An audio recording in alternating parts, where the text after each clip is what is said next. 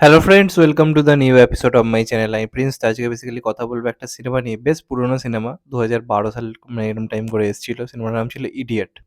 এবার সেই সময় যে হিরো ছিল তাকে সত্যি কথা বলতে গেলে সেইভাবে কেউ চিনতই না। যারা একটু সিনে লাভার ছিল, যারা বাংলা সিনেমা ফলো করতো, যারা ওই সঙ্গীত বাংলা বা ধুম মিউজিক বা মিউজিক ফাটাফাটি এগুলো খুলতো, তারা জাস্ট মুখটাকে চিনতো। কথা বলছি অঙ্কুশ দাকে নিয়ে। এবার আজকে এতদিন পর যখন মির্জাতে আমরা তাকে দেখতে পাচ্ছি, তাহলে দেখতে পাবে সেদিনের অঙ্কুশ এবং আজকের অঙ্কুশের মধ্যে আকাশ পাতাল একটা পার্থক্য রয়েছে। এবং এটা আমি বারবার মনে করি যে সত্যি কথা বলতে গেলে অঙ্কুশ দে হচ্ছে properly last mass action hero.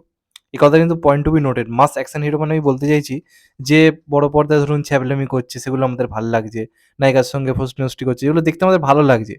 মানে এই ব্যাপারগুলো যেটা জিৎদা বা দেবদার কাছে আমরা পেয়েছি, যে দেবদা পাগল হতো, যে পাগলামিটা করতো, আমরা সেটা এনজয় করতাম, কিন্তু ইউথরা পছন্দ করতো। জিদ্দা যেগুলো করতো সেগুলো আমরা পছন্দ করতাম। তারপর যারাই এসছে তার মধ্যে সোহম বেশ খানিকটা অঙ্কুশের আগে এসেছিল, কিন্তু তারপর হারিয়ে গেছিল খানিকটা হলো। তারপর এসেছিল অঙ্কুশ, কিন্তু পরবর্তীকালে আর যারা এসছে এই প্রপারলি মাস অ্যাকশন মুভিতে নিজের একটা মানে জায়গা বা গেট আপ তৈরি করে, এটা কিন্তু কেউ করতে পারেনি। না পেরেছে ইয়াস, না পেরেছে কিন্তু বনি, এটা তো কেউ পারেইনি। লাস্ট কিন্তু অঙ্কুশদাই পেরেছে। এবার যেহেতু মির্জা আসছে, আমি অঙ্কুশদের বেশ কিছু পুরোনো সিনেমা এখন রিভিজিট করছি, যেগুলো মানে আমাদের স্কুল লাইফের টাইমে এসেছিল।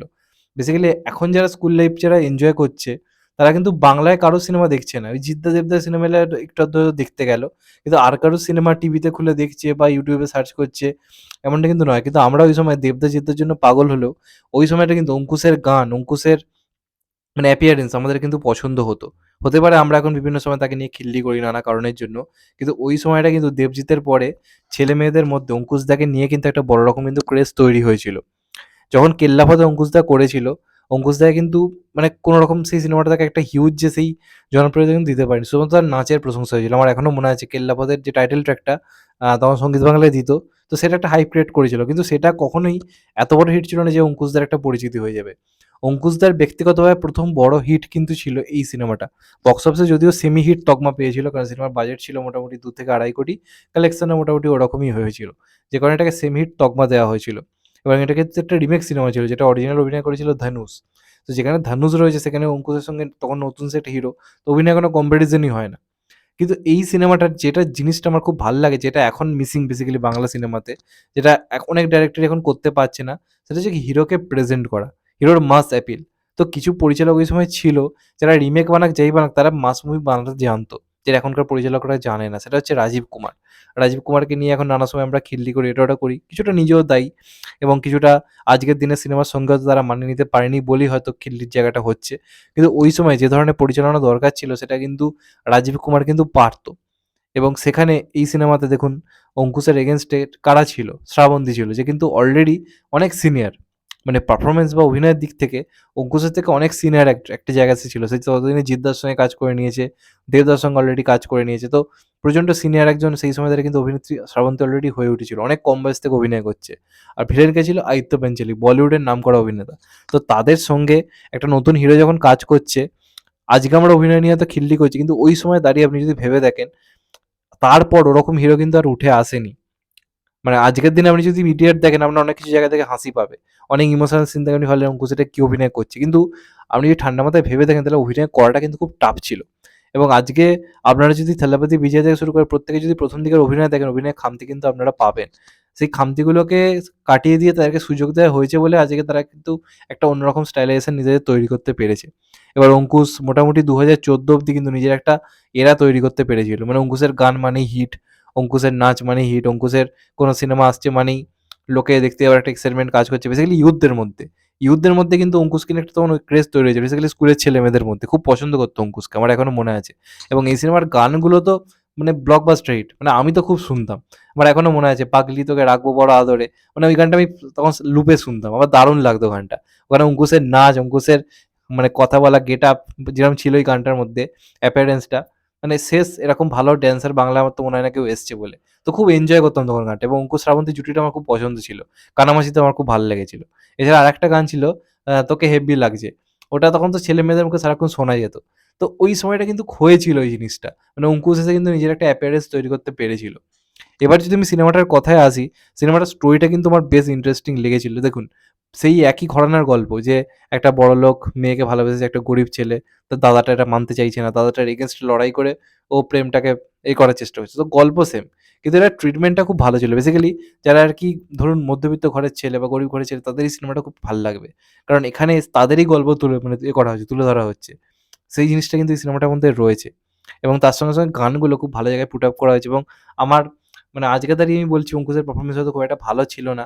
কিন্তু আজকালকার দিনের যারা হিরোরা উঠে আসছে নতুন আরকি, এই যেমন ধরুন এলো এই কদিন আগে যে সিনেমাটা এলো, এটাতে মদন মিত্র অভিনয় করেছিল। আমার নামটা এই মুহূর্তে নামই ভুলে গেছি দেখুন না।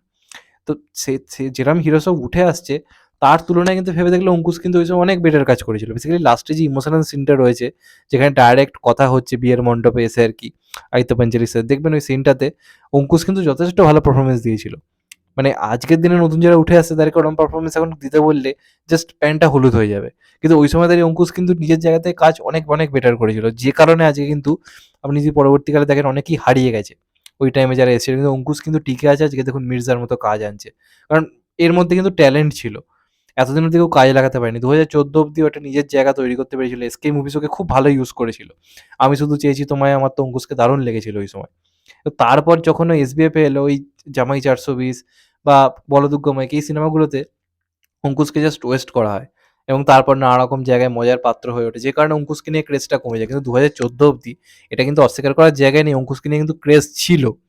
সেটা খানিকটা ম্যাজিক আসার পর আবার ক্রিয়েট হয়। আর আজকে কিন্তু মির্জার সময় সেই এরাটা মানে অঙ্কুশের যে এরাটা দেখে আমরা বড় হয়েছি। অঙ্কুশের সিনেমা এলে আলোচনা, অঙ্কুশের সিনেমা এলে কথাবার্তা ওটা কিন্তু আজকে মির্জাকে নিয়ে হচ্ছে। এবং যে কারণে আমি এই সিনেমাগুলোর কথা আমার মনে পড়ছে এখন। মানে আমরা স্কুল লাইফে খুব এনজয় করেছি। তখন কি হচ্ছে মানে দেবদাস দাকে দেখেন একটা মানে মনে হচ্ছে যে নতুন কেউ ওখানে উঠে আসছে না। সেই সময় অঙ্কুশ এসেছিল এবং মানে একটা এনজয়মেন্ট তৈরি করে দিয়েছিল।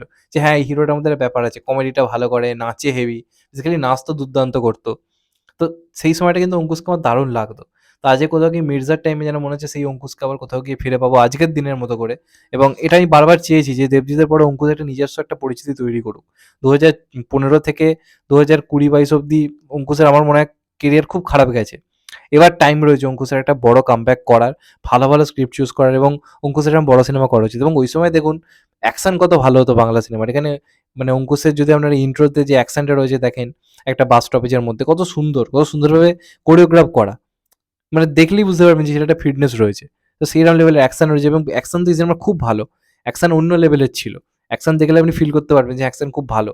এবং এখন সাউথ বা অন্যান্য জায়গা থেকে অ্যাকশন ডাইরেক্টর প্রচুর আনানো হচ্ছে এটা ওটা করে। কিন্তু ওই সময় কিন্তু যারা ছিল তারা কিন্তু যথেষ্ট ভালোভাবে কিন্তু অ্যাকশন কোরিওগ্রাফ করত। ওই টাইমে দাঁড়িয়ে ওই সময় কিন্তু বাজেট আরো কম ছিল। এবং দেখুন একটা কথা ঠান্ডা মাথায় ভেবে দেখুন, এটা খুব ইম্পোর্টেন্ট যে ওই টাইমে দাঁড়িয়ে একটা নতুন হিরোর সিনেমা, একটা মেইনস্ট্রিম কমার্শিয়াল মুভি মানে ওই সময় দাঁড়িয়ে কিন্তু বাজেট তুলে ফেলছে। ২-২.৫ কোটি টাকার বাজেটের সিনেমাটা হিরোর পেছনে ইনভেস্ট করা হচ্ছে, সেই টাকা কিন্তু উঠছে। কারণ ওই টাইমে যেটা দরকার ছিল সেইভাবে হিরোকে প্রেজেন্ট করা হচ্ছিল। গান মারাত্মক লেভেলে হচ্ছিল, গান মাস সার্কিটে পৌঁছচ্ছিল, লোকের মুখে, মুখে তখন তোকে হেভি লাগছে, তোকে হেভি লাগছে এরকম ধরনের গান বাজতো। যে কারণে লোকে হলে যেত। তো আজকের দিনে সেই এটা তৈরি করতে হবে এবং টিভির বিরাট গুরুত্বপূর্ণ ভূমিকা ছিল। তখন লোকে এই ধুম মিউজিক ফিউজিক খুলে হিন্দি গান আর চালাতই না। এই গানগুলো এত সুন্দর হতো। এই সিনেমার গানগুলো। মানে ওই সময় সিনেমার গানগুলো এত ভালো হতো।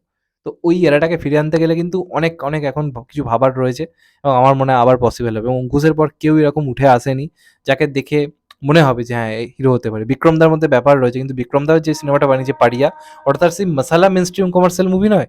ওটা একটু অন্যরকম কাজ ছিল। মানে একদম মেইনস্ট্রিম কমার্শিয়াল মুভিটা মাস মুভি করছে। এরকম হিরো তো কেউ উঠে আসেনি বাংলা থেকে, তাই না? অঙ্কুশের পরে। তো সেটা আমি বলতে চাইছি।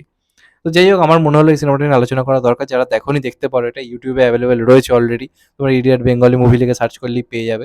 সেখানে গিয়ে তোমরা দেখতে পারো। আমার মনে হয় তোমাদের খুব একটা কিন্তু খারাপ লাগবে না।